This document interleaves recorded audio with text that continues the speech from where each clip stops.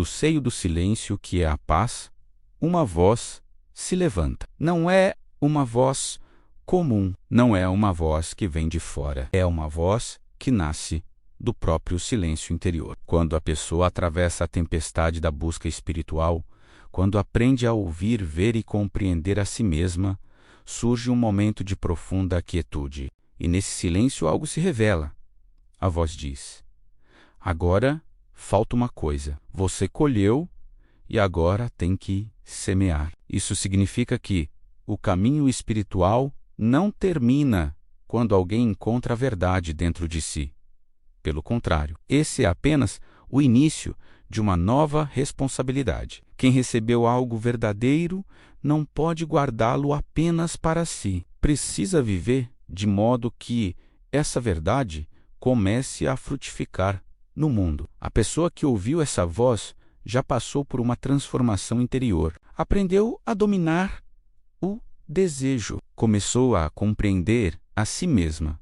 Reconheceu a própria alma em sua flor. E ouviu aquilo que os antigos chamavam de voz do silêncio. Quando isso acontece, ela é convidada a entrar no templo do saber.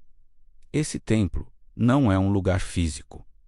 Ele representa um estado de consciência. É o estado em que o ser humano finalmente se torna capaz de aprender de verdade. Por isso, os antigos diziam que quando o discípulo está pronto, o mestre também está. Não porque o mestre surge de repente, mas porque a pessoa finalmente desenvolveu os olhos para ver, os ouvidos para ouvir e o coração para compreender. A voz do Espírito não se mistura com os pensamentos comuns. Os pensamentos ordinários pertencem à mente inferior. A voz do Espírito vem de um nível mais alto da consciência. Com o tempo, a pessoa aprende a distinguir essa voz clara das ondas confusas da mente. E quando essa voz fala, ela diz algo muito simples e muito profundo.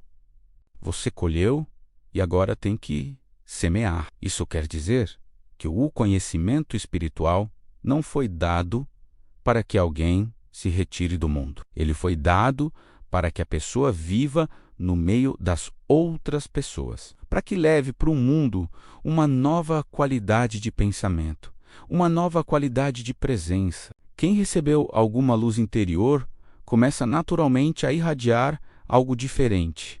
Seus pensamentos se tornam diferentes, seus valores se tornam diferentes. E essas novas vibrações passam a influenciar o grande campo mental da humanidade. Por isso, a mente espiritual impulsiona a pessoa de volta ao mundo, não para dominar o mundo, não para converter pessoas à força, mas para viver entre os seres humanos como fermento na massa. Para entender melhor esse processo, o texto descreve 3 grandes degraus da evolução mental e espiritual da humanidade. O primeiro degrau é o plano da mente instintiva. Nesse nível, o intelecto ainda não está desenvolvido o suficiente para refletir profundamente sobre a vida. A pessoa vive principalmente voltada para as necessidades físicas: comer, proteger-se, satisfazer os sentidos. É o estado que encontramos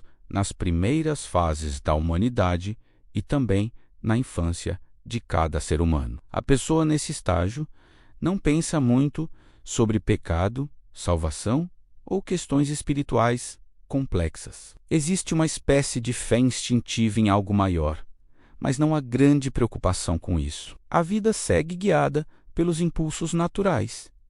Esse estágio não deve ser condenado. Ele é simplesmente um começo. O segundo degrau surge quando o intelecto desperta. Aqui aparece a distinção entre bem e mal. A pessoa começa a sentir vergonha quando age de forma egoísta e satisfação quando age com generosidade.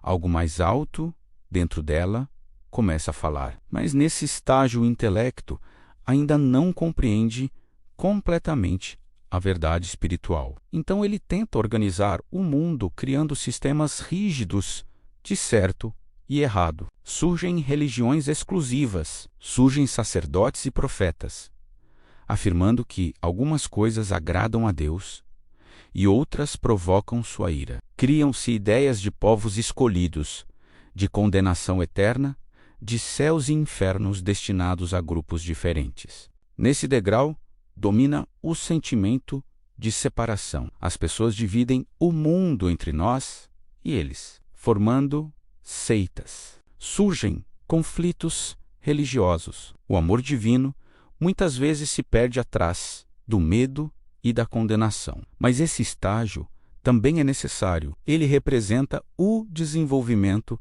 da consciência moral. Depois de algum tempo, surge uma nova crise. O intelecto começa a questionar os próprios sistemas que criou. Aparece o ceticismo. Velhas crenças são abandonadas e, por um tempo, parece que nada a substitui. É nesse momento que começa a transição para o terceiro degrau. O terceiro degrau é o despertar da mente espiritual. Nesse estágio, a pessoa começa a perceber algo muito maior. Ela vê que o bem e o mal existem, mas entende que ambos fazem parte do processo de crescimento da vida. Ela vê que todas as pessoas estão no caminho, algumas mais adiantadas, outras um pouco atrás, mas todas caminhando na mesma direção. Em vez de procurar o mal no pecador, ela procura o bem que ainda está oculto nele. Em vez de condenar, ela tenta compreender. A pessoa nesse estágio também percebe que todas as religiões contêm alguma parte da verdade. O absoluto pode ser adorado sob muitas formas diferentes. Ela começa a sentir a unidade da vida.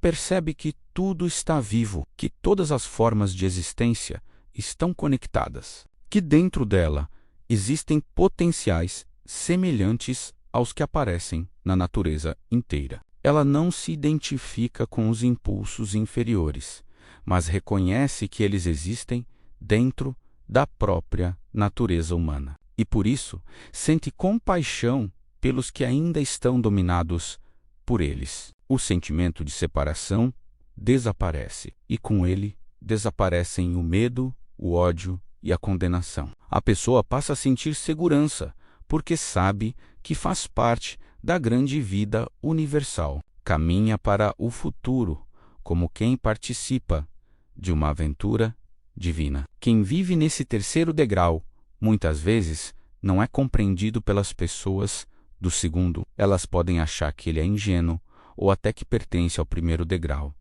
porque ele não vê o mal da mesma forma que elas veem. Mas isso faz parte do processo. A humanidade está lentamente caminhando nessa direção. A transformação do mundo não virá do ódio nem da vingança. Ela virá do crescimento do amor. E quando esse amor se expandir o suficiente, nascerá aquilo que muitas tradições chamaram de Idade de Ouro. É por isso que a voz do silêncio pede para semear depois de colher. Quem recebeu alguma compreensão espiritual deve viver de modo que essa compreensão beneficie o mundo. Não é necessário fazer isso com esforço forçado ou com fanatismo. Basta viver corretamente, pensar com clareza, agir com bondade, assim como um pequeno fermento faz toda a massa crescer. Uma consciência desperta pode influenciar silenciosamente o mundo ao seu redor.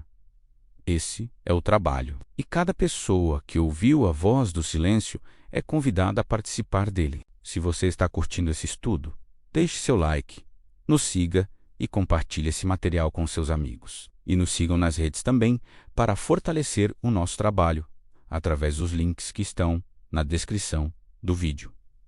Até a próxima!